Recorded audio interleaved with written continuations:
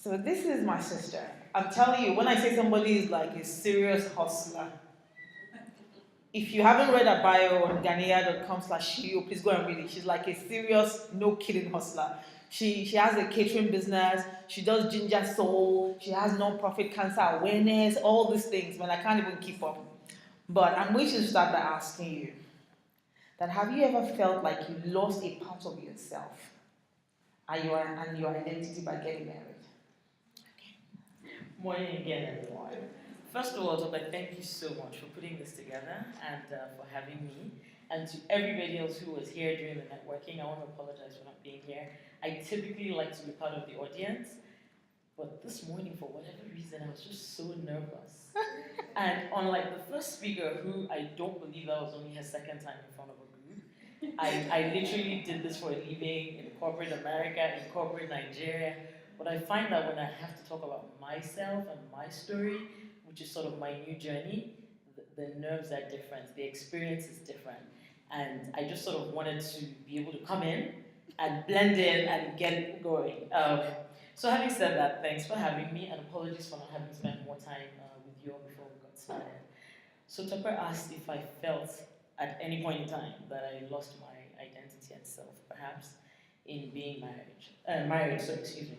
I'm guessing a lot of her questions comes from her knowledge of the individuals, and it's how she's framed them. So even though trying to imagine a story more powerful than what I've just heard is kind of hard for me at this minute, I do think that in my journey, the most difficult experience I've had in my life is being married, well, which is really interesting because it's meant to be the place you go to, you know, the restful place where you have a partner and where you're growing together. Fortunately or unfortunately, that hasn't been my experience.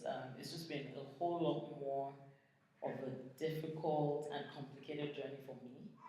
And finding out years later that I'm not alone on that journey is both eye opening and mind blowing that nobody talks about some of the things that has been my experience. So, do I feel like I lost some of my identity in the marriage? Absolutely. I was 25 when I got married, I was already pregnant.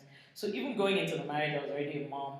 I just lost both my parents 2 months apart before I got married. So, clearly, I was just a wandering soul into this journey. I had so many needs, and I'm sure my husband also had so many needs. Needless to say, almost 20 years later, we're still trying to figure out how to meet each other's needs. But yeah, like I immediately got into it, and I got into the role. Like I immediately became a wife when I hardly knew how to be a woman. You know, I immediately became a mom when I hardly knew how to take care of myself. I'm the youngest of five.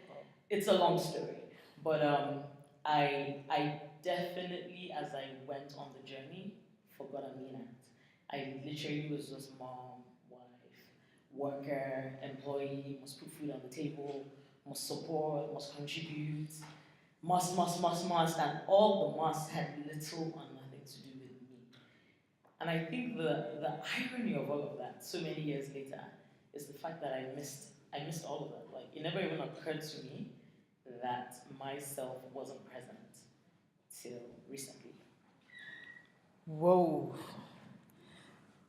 That, like she said, I asked the questions of the speakers based on my personal knowledge of them.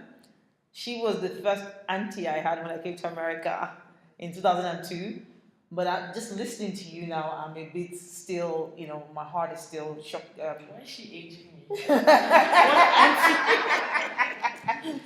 But let me ask you. So, in finding yourself and going back to this is who Amina is, and this is what Amina wants to do, how supportive has been, you know, your spouse? How has your spouse been in terms of this journey? Because a lot of people are they're married, they're trying to do business and things that, are important to them. Have you had support from your husband? How did you get him to support you? And if he doesn't support you, how do you go it alone?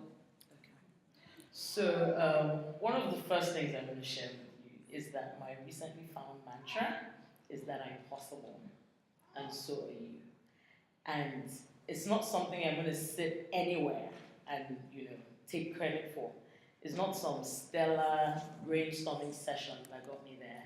It was honestly sitting in the hot tub while my daughter was swimming, and I'm thinking of all my to-dos and all my obligations and all my commitments, and which comes first. How do I even get it all going? This was just last year, by the way, just before my 45th birthday. So I just decided to age myself for you personally, and I'm thinking through all of this. This was in Atlanta, Georgia. I lived in Lagos. I was going back home in about a week and a half with just a million things to do and not enough time, no help, not to mention also some of the resources, needed to get them all done.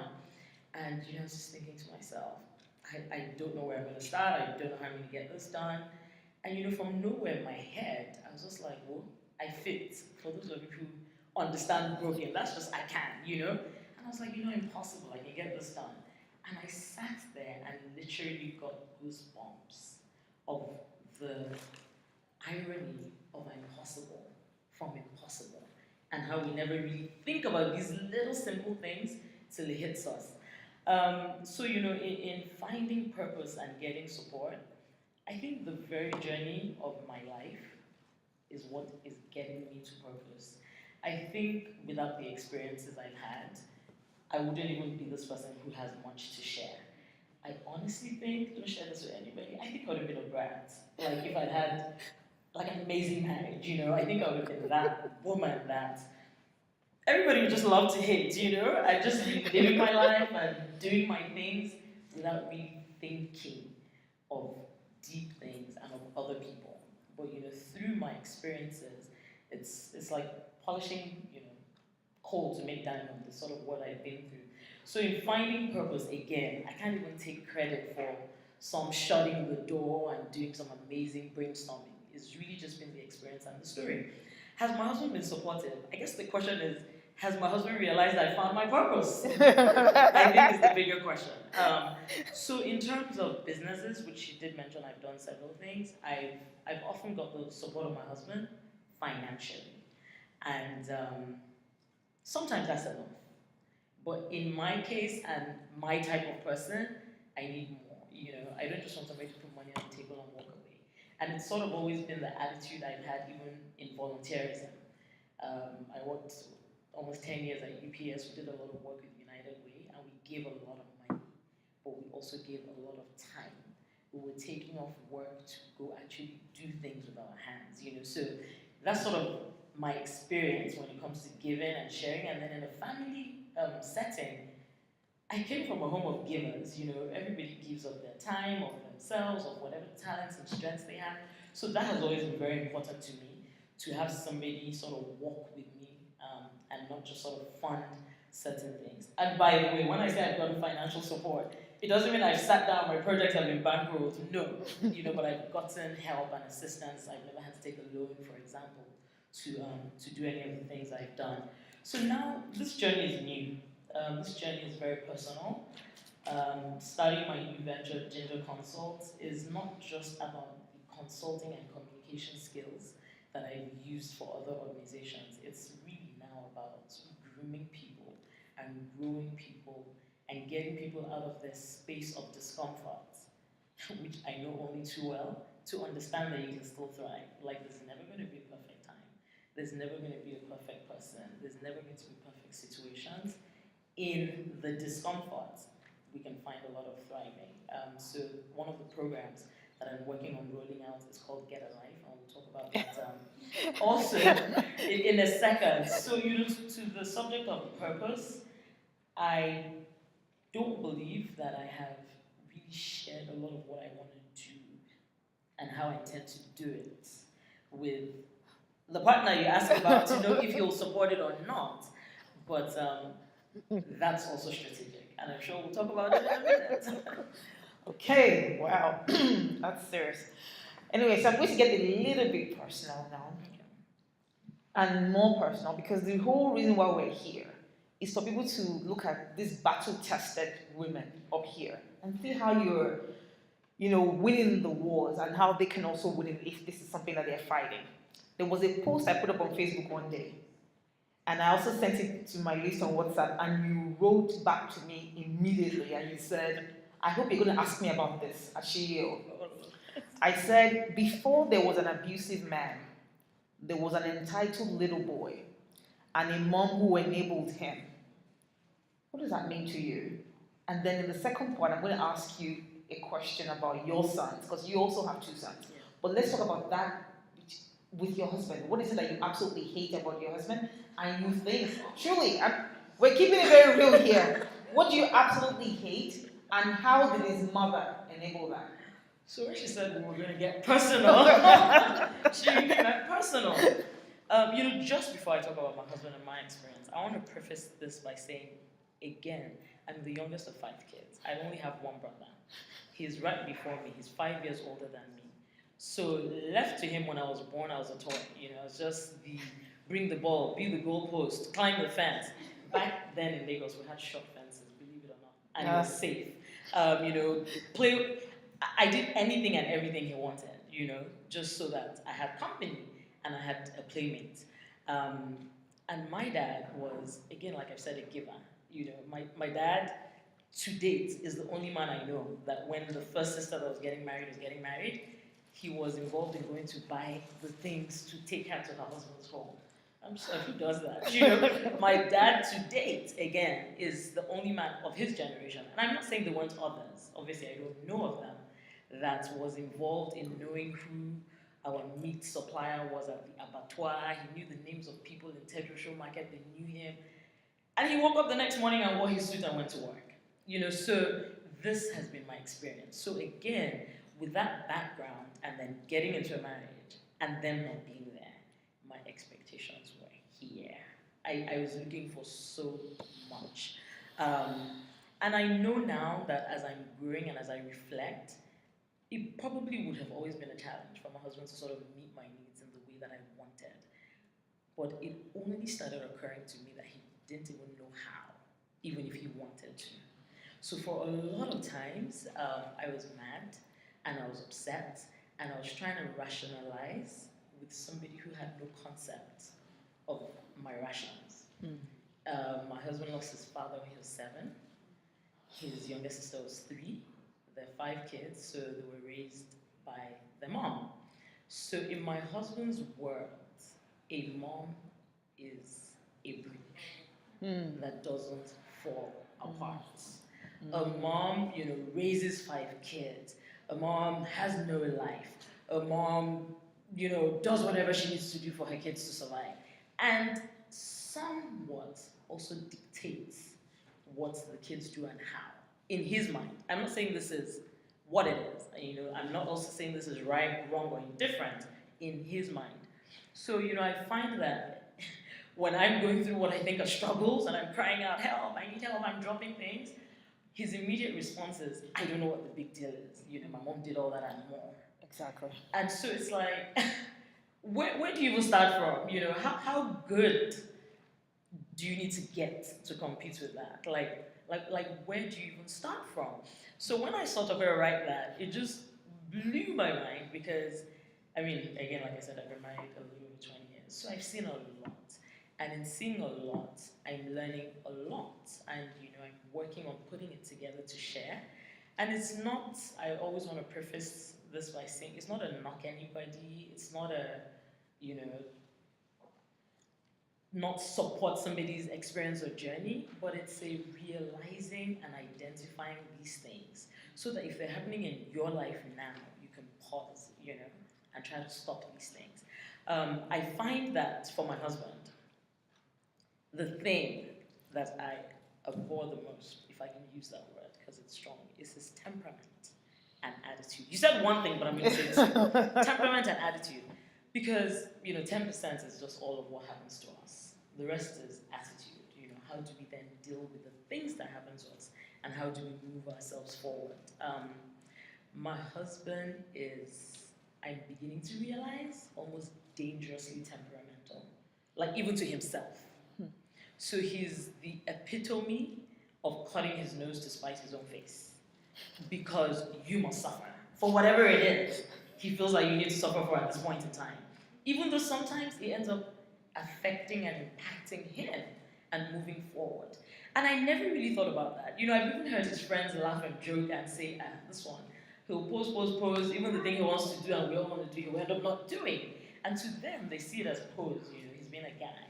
But I live with him and we're raising children and I see these trends that I'm like, this can't be healthy and it can't be okay to live this way. He gets really angry over the smallest things and it takes him a long time to let go of that anger. And this is the best advice that I've gotten in all of my married time from his family. Larry man binu, which really means, he gets mad. And I'm like, but that's not okay. It's okay to get mad, but you've got to be able to let it go at some point. And I say that now, again, like I said, growing and learning that a lot of things that we deal with are mental and emotional. Until we know that, until we're ready to deal with that source, there's really not a lot of opportunity to move forward. So I'm learning that he doesn't even want to stay mad. Like, he wants to stay mad all the time. Mad is not a comfortable place to be. You're tense, you have a headache, you're grumpy, everybody who comes into your space is scared, and you're really not a scary person, but that's the message you give off. And again, all of his life, he's heard, either through words or through action and endorsement, that is okay. But it's really not, because it affects everything. Everything. Wow. Okay, so we have 1 minute left. But I'm going to quickly ask you the other part of that question before I tell you to talk about Ginger Consult, which is you're raising 2 boys. Yeah. And you just talked about your husband's temperament. And my question to you was, there was a mom who enabled that in your husband. Are there any signs that you've seen in your sons that they've taken anything from their dad, and how are you stopping it? Okay. So again, when we say this enabling thing, let's be a little cautious and forgive, I think, a lot of the moms of the past, because I don't think they knew better. I don't think they really knew the impact of certain things, and I don't think they ever felt like, I'm empowering somebody to do this way. They were just doing what they knew best, which was making sure their kids were okay. My kids, first of all, we all have very strong personalities. So that hasn't made it any easier. My kids are they're very unique, very individual in their traits.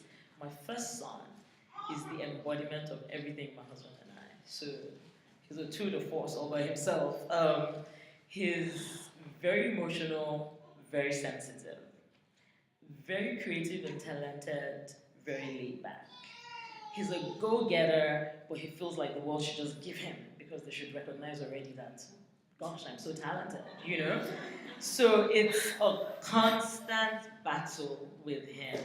And he's temperamental. Whoa. He's temperamental. Now, unlike his dad, he's not moody.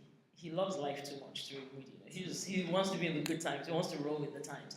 But he's temperamental, and he does have a little bit of a temper.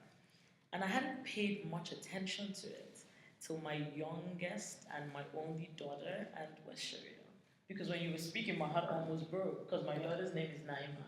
Mm-hmm. And she's, just the most beautiful human being that I know and that I've had in my life. And, sometimes I call her mom. So when you said Naima, I was just like, wow, how one name can mean, so many different things to different people. And I'm really sorry about your experience. But one day Naima just pointed out that this is such an angry house. Like, everybody's just so angry. Everybody just yells all the time. One day I think I'm gonna run away. Whoa. And while we're laughing, I say, where will you run to? How will you feed yourself? Have you thought about it? Who will be your friends? While we're laughing and everybody's laughing, I was just like, whoa, this is the experience. This is her story. Because unfortunately, no matter how much you want to change somebody else's story, you can't. Everybody's story is what it is what she's lived, So I have been spending more time talking to my kids.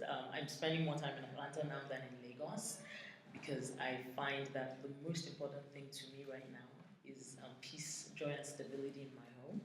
And I'll give up anything, to make sure that we have that, because my kids have grown up around a lot of anger. Like I said, I also have a pretty good temper, but I let it go. I yell, I lose it, and I move on.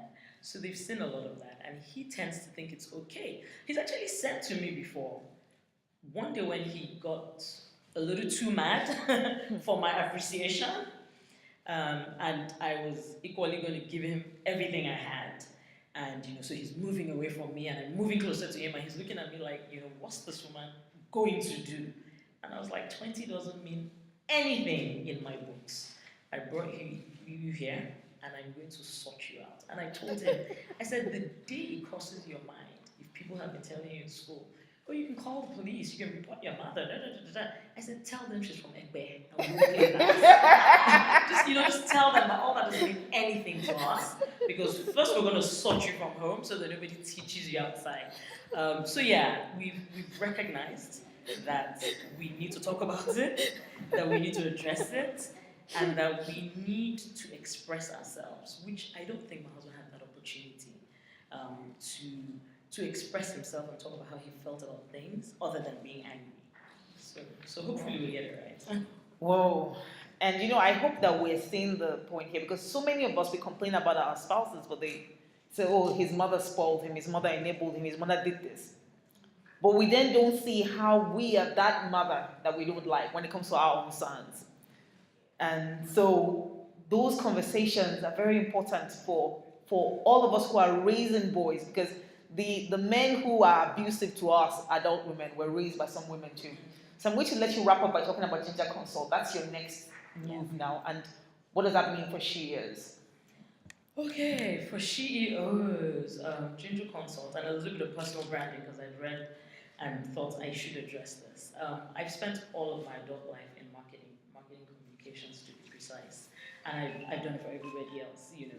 Corporations, like I said, here in Nigeria, and then I run a little bit of my own business.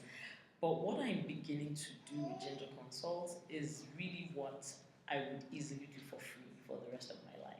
It's just that I have to eat. So I have to figure out a way to make it all work. I have a love and passion for the hospitality industry, which is where I've played in the last few years. So I want to keep that going so that I can fund myself and my lifestyle and my family. Because really, truly, what we're doing here, what Topper has put together here, is all Ginger Consult is about. It's really about bringing in that woman here. And my premise and my message is that you can do it anywhere you are. So you don't have to leave your marriage. You don't have to leave your job. You don't have to leave you don't have to leave anything. But if you need to leave for whatever reason, after you have come to the realization that you need to leave, you need to know where you're going. It's like when you have a job that you don't really like, but you have bills. Where are you leaving to go? You have to have a place you're going before you leave. Because when you leave, those bills are not going anywhere. So it's sort of the same thing with a marriage. I say it unequivocally, the most difficult thing, and I just told you I lost both my parents 2 months apart. The most difficult thing that I have been through is a difficult marriage. And I cannot imagine a place that can be worse than that. Meanwhile, people talk about things like jail and it doesn't sound good. But at least jail, you're like, I committed a crime. You know what I mean? I want to be here. But when you're in a marriage and you have strong foundational beliefs where divorce is not your first option, but you think about it and you think about it often, but you haven't done anything about it. You're just in a trap. And it's a useless trap until you really know where you want to go, what you want, why you want what you want. And then you can, sort of work a plan towards getting there. So a lot of my work in Ginger Consult is really just to speak to you from here so that you can get back in touch with here and find out who you are, what your core is, connect with yourself. Because it's the only way you're ever going to be able to connect with other people. If you've lost a sense of connection with yourself, which I did for a lot of years, and is also why I was buying into my space and also becoming very angry and very volatile. Once you've lost connection with yourself, you've lost it. You've lost connection with everything and everyone else. So the work of the evening of my life, I like to say, as I'm crossing to that other side, is really to take all of my experiences and first of all, make my life wholesome and get a life. And as I get my life, I want to help anybody else that's in a space that they need their life to get it back. I know we're wrapping now, so we'll have questions later. Yeah. I have something to share, and I'm going to hand out one to everybody. And it's just some mantras that have come to me over my experiences. And the bottom line of the mantra is that nobody's going to save you. Not one person out there loves you more than you to save you. It's Whoa. just you. What a way to end that. Nobody's going to save me but me. Thank you so much, Aminat. Thank you for having We me. spent hours talking on the phone, but this has been deep for me. Thank you very much. She's still going to be back during the town hall Q&A, so you have more questions then. Thank you all. So I'm going to try and save this so that